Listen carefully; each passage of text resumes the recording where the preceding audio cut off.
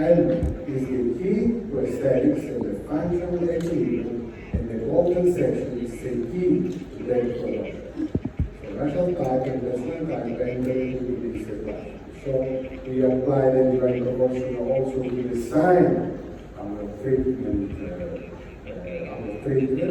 during the orthopedic stage and also during the surgical stage. And so Rick has designed this golden divider. He didn't invent it, obviously, the golden proportion that are in nature, but he applied in the orthodontic field. And people want to mention it for a Nobel Prize. For this, for the application of the divine proportion in the human race. And remember, the proportion is 1:1.5/8. This is in Florence.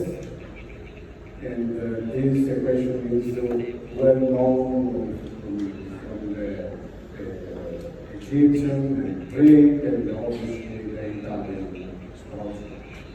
And during a meeting like that, people asked me to talk about libraries like this lecture was.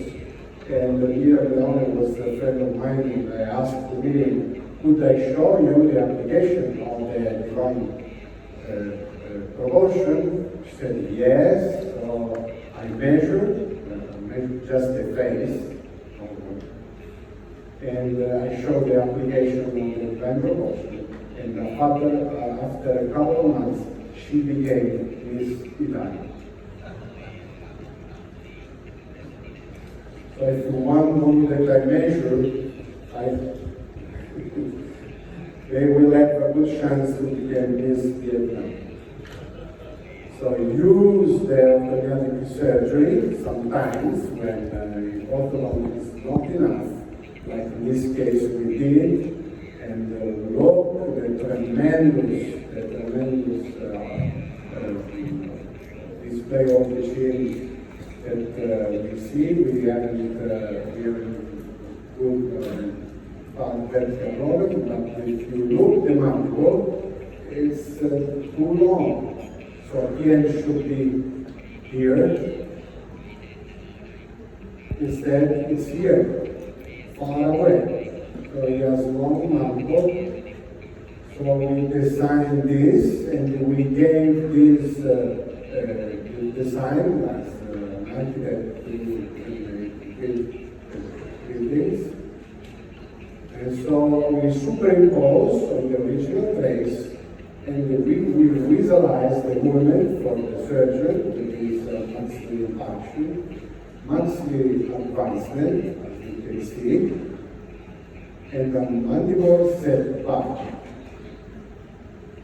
So after the treatment of our surgeon, is Professor Cocrazzi from Bari, we achieved this result. And you look again and again. When you superimpose, it's pretty much closer, and in any case, you can predict. And also, you can do and perform many of these designs before you choose the best. So this is those are that come after treatment, after 3 years, and after 8 years. So look behind the teeth and worry about the patient in his complexity, and so pay attention in his persona. And Danilo was very close to the other people due to the deformity that he has. But after the treatment, look, I saw surface many photos of all the girls. So we are comfortable. So moreover, and you can see that you are doing the best job for your patient. You must superimpose. So we have, according to Rick's 4 superimposition plane. And so the first one, in order to evaluate the position of the chin, you must superimpose on base and edge and look the mandible. And so I remember when Ricketts discovered the action analysis, he published on the JCO this article. It was a four-step method to distinguish the outcome from natural growth and orthodontic treatment. Okay? Second, if you want to see if you are able to affect the maxillary superimposing nasal lesion, central lesion, and see if when you alter the position of the maxilla, it means that it's your treatment. And again, this is the growth. Look, the lower, the occlusal plane goes below, posteriorly, here.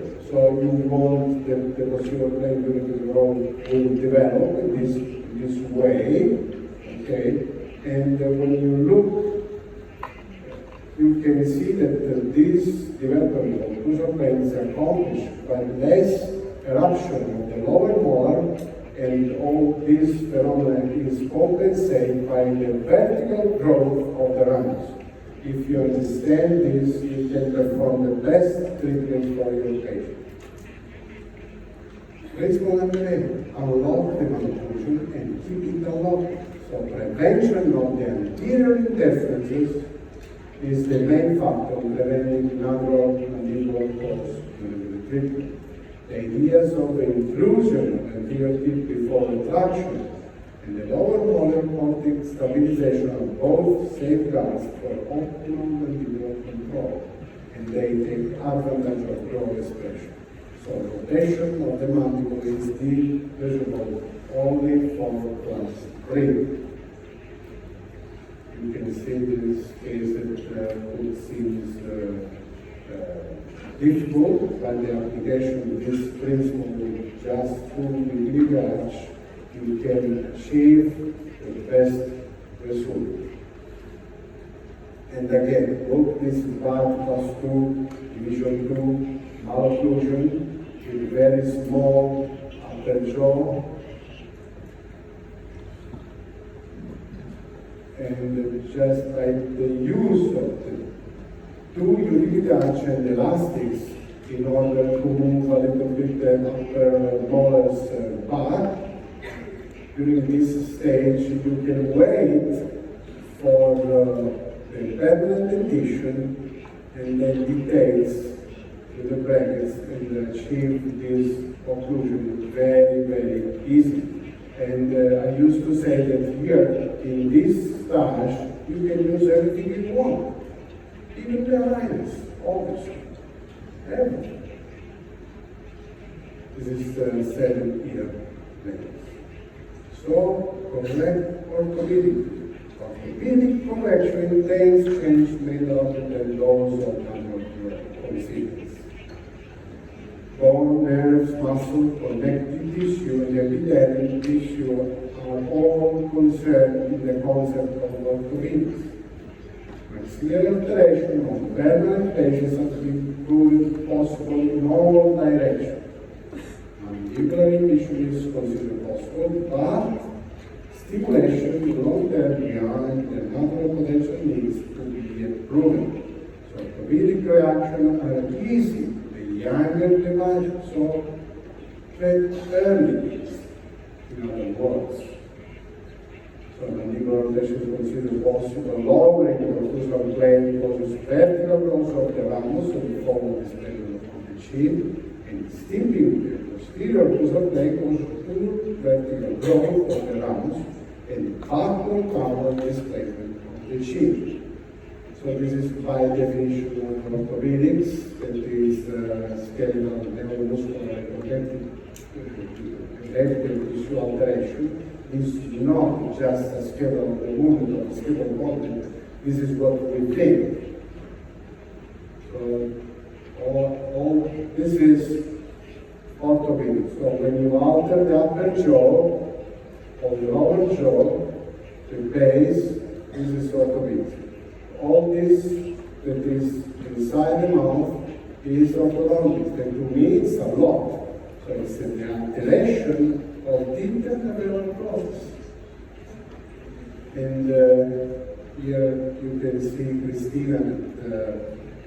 She has crowding of the lower arch, narrow upper arch, protrusion of the upper jaw combined, and also we, at the age of 8, we are able to predict the palatal reduction time according to an article that we published together with a group of Florence, my friend Macetti Franchi, and we, according to the position of the upper canines, we can predict that Christina will have, at the age of 11, the palatal impacted canal. But we predict at the age of 8, so this is real prediction.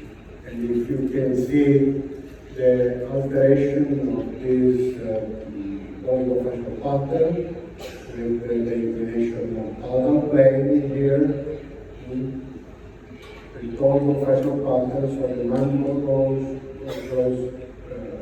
downward and backward, high convexity, severe lower jet, look, position the nose is low, so it suggests to you that she's more breather, and also she has the dysplasia that the people described as renal dysplasia. It means that the oral capsule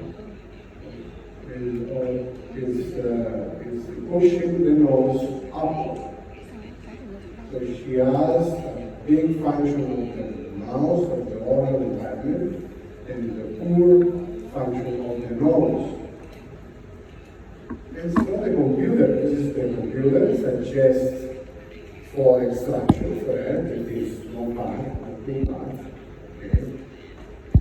But we challenge the computer because we have a second chance if we treat early. And so we treat it by cervical etiquette because we want to cause an extrusion of the upper nose. In oligofacial patient, yes, we understand extrusion of that according to the stimulation of the mandible, okay, and the causing the vertical growth of the rams. So look the tremendous effect that we have with these two bands treatment. Just two bands is one. If you want to measure, here you have the metrics. Also, you are able to affect the upper jaw skeleton with the cervical layer because we expanded during the sagittal movement. And look the benefit that she has with this treatment. So this is after treatment that we details with the obviously brackets, and then we take care about this lower molar here with the separator. This is when we start after cervical figure and after the treatment. And look with the separator easily we are uprighting this second molar.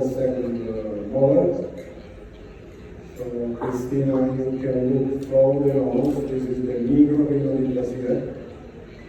This is the outcome after cervical etiquette, after the treatment, and after a couple of years. So 0.4 millimeters of expansion with the cervical etiquette. And look the tremendous effect on the sagittal and the vertical also.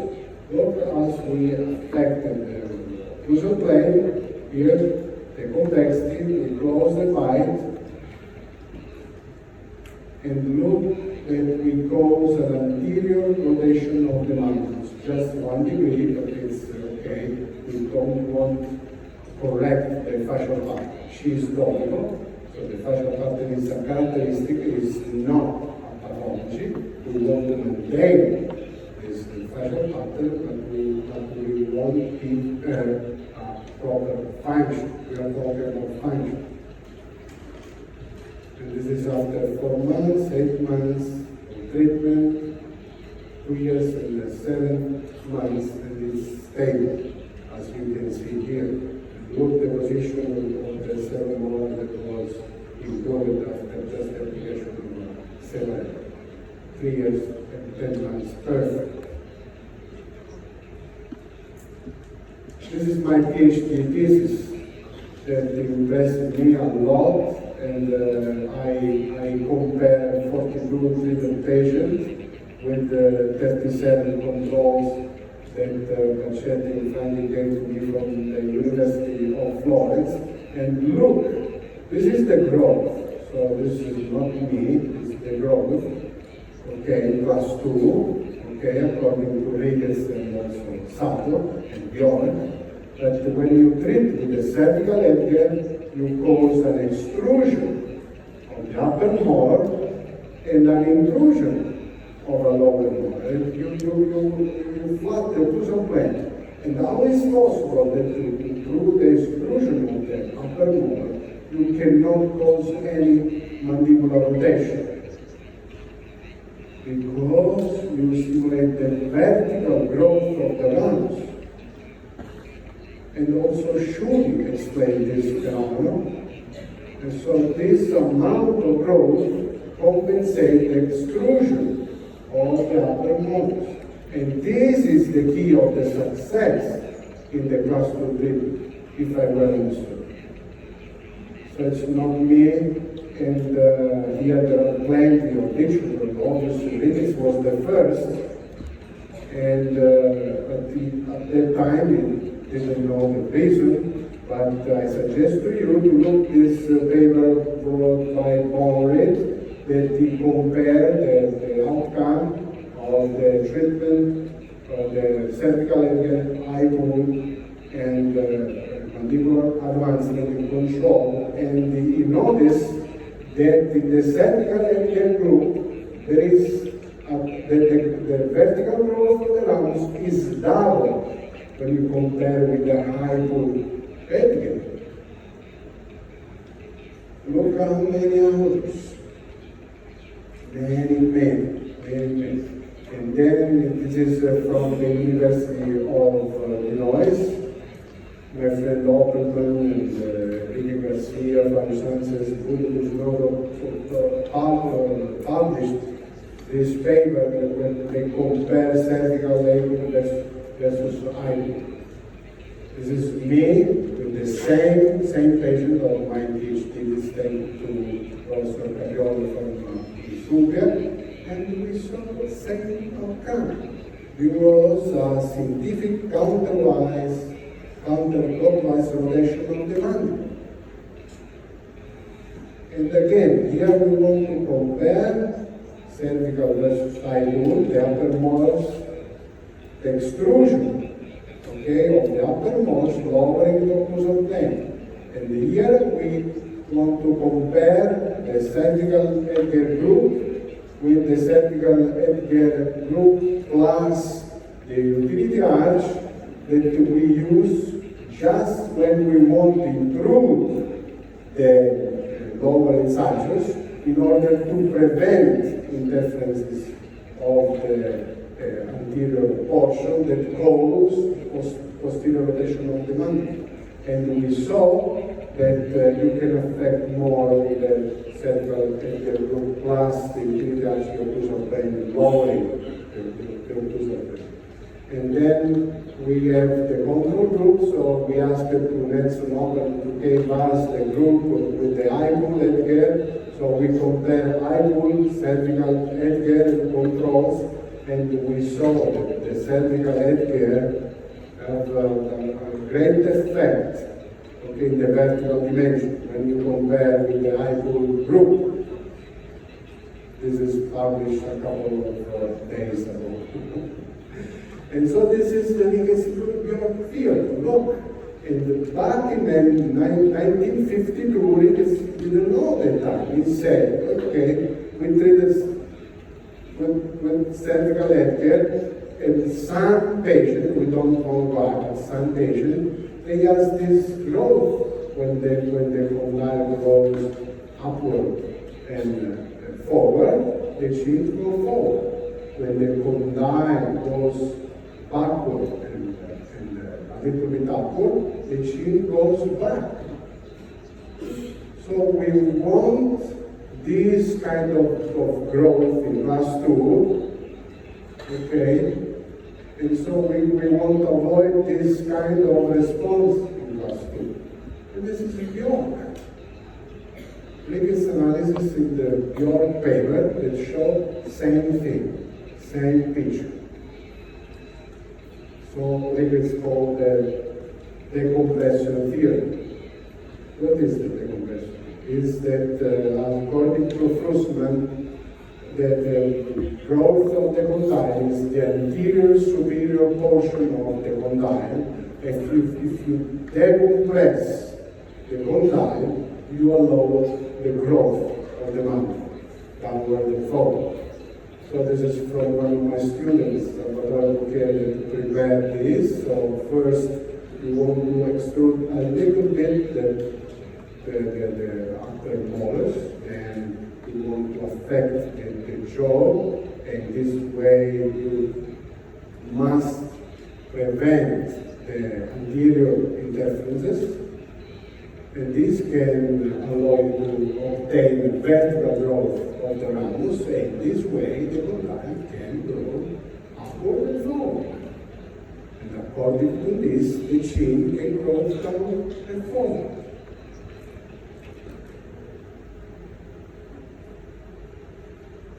Obtain normal function.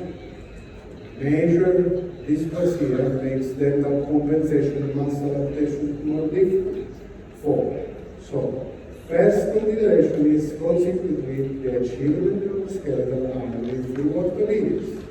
This includes setting of normal stage for breathing, shallow integrity, and the elimination of the triple arteries. So, 3 other areas of concern as orthodontists are nasal cavity, deep competency of the behavior. Use the growth. Growth is not mistake by setting the video, the VTG contribution, that growth can make the correction complete can be calculated. And the differential view is through the application of the superpositional analysis. So we are talking about timing, and if you go back and read this article that influenced a lot the profession, especially in Italy, they want to see that this in the decidual dentition, malocclusion predict orthodontic needs later. Okay, finding from observation based on students. They said combination of crossbite and open bite in the deciduous teeth was associated with the highest risk of need for mandatory orthodontic treatment. To me, this means treatment. To them is the conclusion that children with malocclusion as I mentioned should be monitored regularly, and the caregivers, orthodontists, may be able to better prepare for a possible orthodontic treatment. So if Jessica came to my office with lateral crossbite, open bite, I said, Jessica, I want to say you something. One day, maybe, I will treat you. Is it possible, this? So it's time to decide. And there is confusion also in the definition. And in Italian, from Latin, early, we say precaution. And it means that it put before. So it concludes before the normal time. In opposition with late, that regarding for Tarantino from Latin, that it comes when it's not wonderful used. So we are seeking for control treatment that occurs at the right time. So according to punchers, hydraulic, ventricular, profit, and all disorders, the class 2 correction, they went. So to the peak of the growth, the weight. But if you look the growth from another point of view, you can see that when you bought, 35% of the volume of debt is already set. And in 3 months, you reach the 50% of the volume. And in 3 years, we are at the 70%. It is a lot. So if we really want to do a change, we must treat this period in an age between 3 years and 8 years in order to affect as much as we can the growth. If we wait, it's true that we have a lot of growth when we compare with the time, but it's 10%, 15%. So obviously we treated Jessica, that she has breathing problem. She has a beautiful low arch and narrow upper jaw, poor hygiene, lot of decays, and we predict the upper palatal impaction of the cranium on the right side. And look the facial pattern with 82 maybe of facial appearance. 82 of facial axis and high convexity on and back. And look the occlusal plane now is steep. And look when you find this space here between the tongue and the palatal, the tissue here, it suggests to you that she is more real, how she is. So she came from the misalignment of the open pipe, but she is class 2 open pipe with bilateral post pipe, dorsal high convexity, poor hygiene. This is in green, you can see the long range forecast. So the need of the orthodontic treatment, the orthopedic treatment, when you compare with the other objective. So when you superimpose, you can understand the therapy that is expansion, obviously, of the upper arch, okay, and control of the growth of the maxilla and also the lung. And so in this case, we have trained the helix. And the activation is like I show you with the prevention of the arms against the teeth. In this way, you first disorder the wall first, and then you can expand until you reach a normal approach. This is what we did, and everything improved except the hygiene of the patient. Because by everything. This is the outcome of the expansion that we reach, of the function that improved. Look the face. Look the face, it's improved. And there was, we had a great expansion skeleton, measured from J to J point, 0.4 millimeters. 4 millimeters, 0.4 centimeters, after 1 year, 6 months, and then we also, according to the class 2 therapy, we lower the occlusal plane. Look, now it's close to the side line, and it's incredible because we correct also the convexity. Why? Because the mandible rotated forward by the extrusion again and again of the upper molars caused by the use of the pelvis. So we treated Jessica just with phase 1, but even some permanent dentition, and we did the phase 2. This is after 3 years and 4 months. Look, the beautiful occlusion that she developed. This was by my partner. Where is my partner? Is the growth. Before and after. Before and after. And look, the tremendous effect on the dentition that we achieved by the use of this piece of wire. According to the group, again in Chicago, and hence Udi Guzman and Sanchez, the quadratics is compared with the bonded expander